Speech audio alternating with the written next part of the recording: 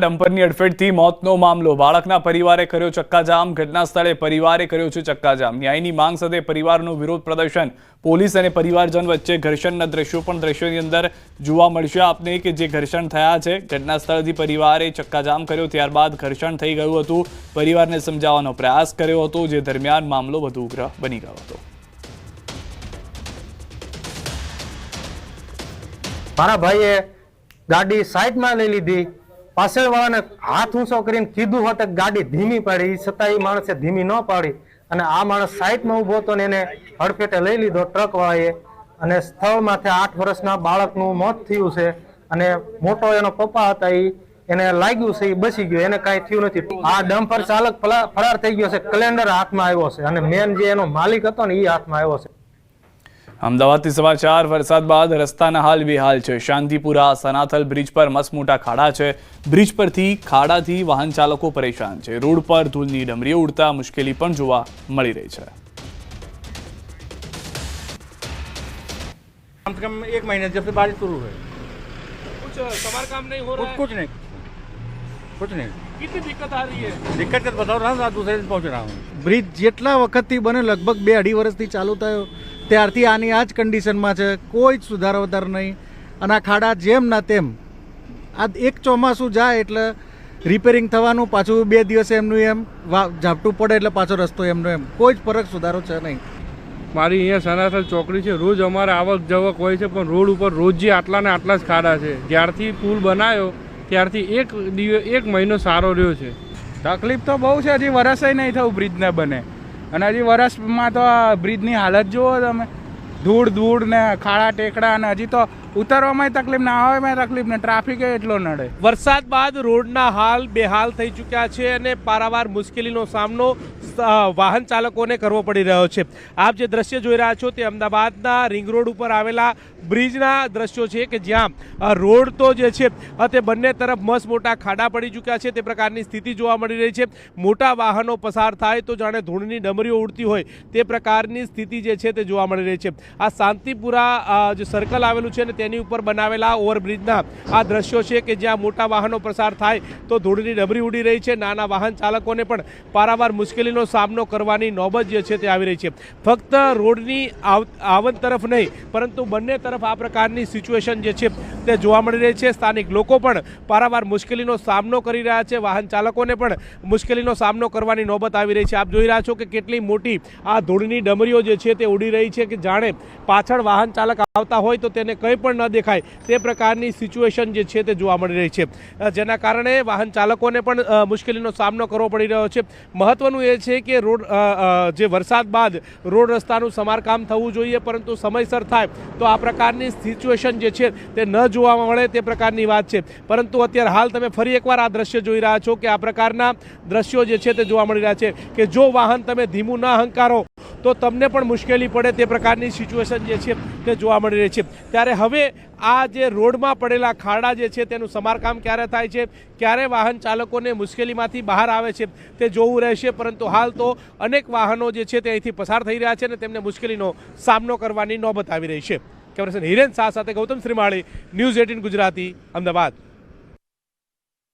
અમદાવાદના સરખેજ ધોળકા રોડ પર હજુ સુધી નથી ઓસર્યા પાણી ભાત ગામ પાસે રોડ હજુ પણ ઢીચણસમાં પાણી ભરાયેલા જોવા મળી રહ્યા છે આ દ્રશ્યો આપજો જેના કારણે વાહન ચાલકો સ્થાનિકો ખેડૂતો તમામ લોકો પરેશાન થઈ ચૂક્યા છે સ્થિતિ એવી છે કે મેડિકલ ઇમરજન્સીના વાહનોને પણ મુશ્કેલીનો સામનો કરવો પડી રહ્યો છે દર્દીઓને હોસ્પિટલ સુધી સમયસર નથી પહોંચાડી શકાતું સ્થાનિકોનું કહેવું છે કે દર વર્ષે ચોમાસામાં આ જ પ્રકારની સ્થિતિ થાય છે પરંતુ તંત્ર કોઈ દરકાર ન લેતા સ્થાનિકો હાલાકી ભોગવી રહ્યા છે ભરાયેલા પાણીને કારણે આસપાસના ગામોમાં રોગચાળાની ભીતિ સેવાઈ રહી છે તો આસપાસના ભાત ગામ અને કાવિથા અને બદરખા ગામના ખેડૂતો પાક સંપૂર્ણપણે નિષ્ફળ ગયાની વાત કરી રહ્યા છે ખેતરમાં કપાસ ડાંગર જુવાર અને શાકભાજી પાક પાણીમાં ગરકાવ જોવા મળ્યા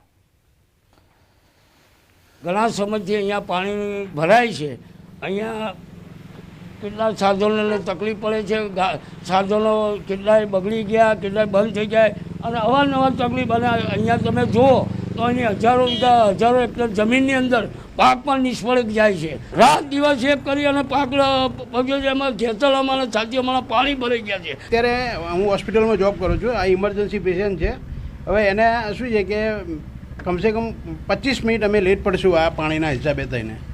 આ ખેતરમાં બધું પાણી ડૂબી ગયું છે, અનાજ બધું કંઈ વાયેલું છે એમાં કંઈ રહ્યું નથી. હવે આમ તો અઠવાડિયે 10 દિવસ તો બંધ જ છે, અને એ પહેલાં પણ બંધ જ હતો. અહીંયા તો આ પોઝિશન કાયમ હોય જ છે આવી. દર ચોમાસામાં આ તકલીફ છે, અને આ પાણી બધું વારવા ગામમાં જાય છે. આ બધું અને ગામમાં એટલું બધું નુકસાન છે. આ બધું પાક વાવે તો બધું નિષ્ફળ. આ 15 દાડા અહીં આ તકલીફ છે.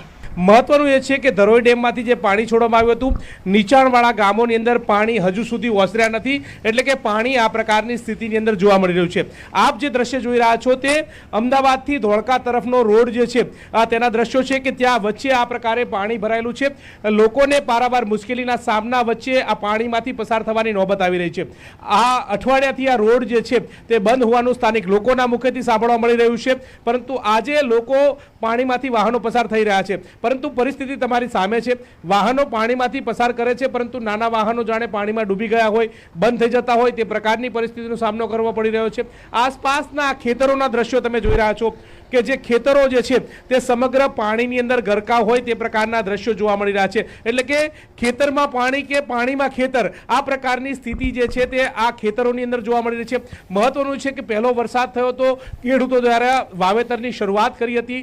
ડાંગર વાવ્યો હતો, કપાસ વાવી હતી, જુવારનું વાવેતર કર્યું હતું, અને તમામ જગ્યાનું વાવેતર થયું હતું, પરંતુ પાણીની અંદર પાક પણ નથી દેખાતો. આ પ્રકારની સ્થિતિ જોવા મળી રહી છે.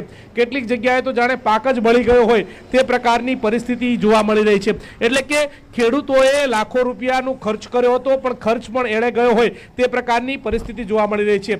હવે ખેડૂતો જાય તો ક્યાં જાય, આ પ્રકારની પરિસ્થિતિ છે. રજૂઆતો પણ અનેક કરવામાં આવી છે, પરંતુ રજૂઆતો બાદ પણ કોઈ પણ પ્રકારનું નિરાકરણ ન આવતું હોવાની બાબતો જે છે તે સામે આવી રહી છે, જેના કારણે લોકોને પારાવાર મુશ્કેલીનો સામનો કરવો પડી રહ્યો છે. આ દ્રશ્યો તમારી સાફ સામે જોવા મળી રહ્યા છે કે છેલ્લા એક અઠવાડિયાથી આ પ્રકારની પરિસ્થિતિની નોબત આવી રહી છે, જેના કારણે સ્થાનિક લોકો જે છે તે મુશ્કેલીનો સામનો કરી રહ્યા છે. મોટા વાહનો પોતાના જીવના જોખમે વાહનો પસાર કરતા હોય તે પ્રકારે લાગી રહ્યું છે. આગળ બેરિકેડ પણ લગાવી દેવાની નોબત આવી છે, કારણ કે ત્યાં મસ્ત મોટા ખાડા પડી ચૂક્યા છે.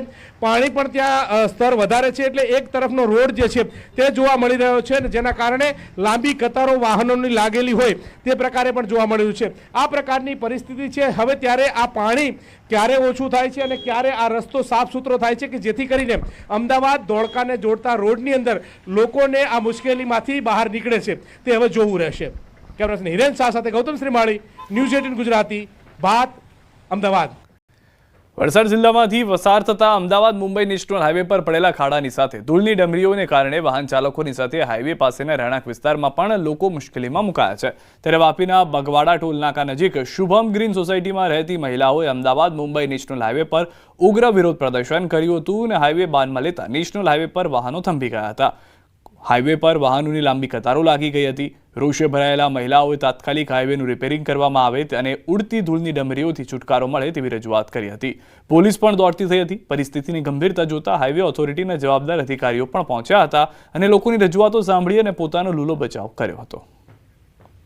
તો દ્રશ્યોમાં પણ સ્પષ્ટ જોઈ રહ્યા છો કે ખાડાને લઈને જે હાલાકી છે તે તમામ લોકોને થઈ રહી છે. સૌથી વધારે મહત્વની વાત એ છે કે અનેક લોકોને વાહનોમાં નુકસાન થઈ રહ્યું છે, શારીરિક નુકસાન થઈ રહ્યું છે, કારણ કે કેટલાક લોકોને કમરમાં દુખાવા થઈ રહ્યા છે, મણકાને લઈને તકલીફો થઈ રહી હતી, અને મહિલાઓનું સ્પષ્ટ કહેવું છે કે આ ઉંમરમાં આ ખાડાઓ તેમના માટે જીવલેણ હોય તેવું તેમને પણ લાગી રહ્યું છે.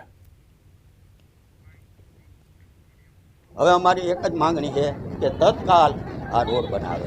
4 દિવસથી આ વરસાદ નહોતો ને, એટલે એટલી ઝીણી રજ ઉઠતી હતી કે બાળકો ગઈઢા માણસોના સ્વાસ્થ્ય બગડી ગયા, અને રાંધેલું અનાજ અન્ન જેને કહેવાય એ અમે ખાઈ શકતા નથી. એકવાર ખુલ્લું રહી જાય ને તો આવી પરિસ્થિતિ ઊભી થઈ છે. ધૂળ ઉડે છે, આટલા ખાડા છે, તો 4 દિવસ બંધ હતો તો ખોદીને અહીંથી ઉદવાડા અહીંયા અવધ સુધીનો રોડ 4 દિવસમાં ઓલરેડી થઈ જ જાય, તો એ કોઈને ના દેખાણું. ખાડા કાંઈ તમારે ટોલ લેવો હોય તો ટોલ માટે તો કોઈને જવા દેતા નથી. અને કાલે મારે શુભમથી અહીંયા ટીગરા સુધીના રસ્તામાં જાઉં તું, મારી પાસે હેલ્મેટ નહોતો, તો મને આ ચલણ ભરાવેલું છે 500 રૂપિયાનું.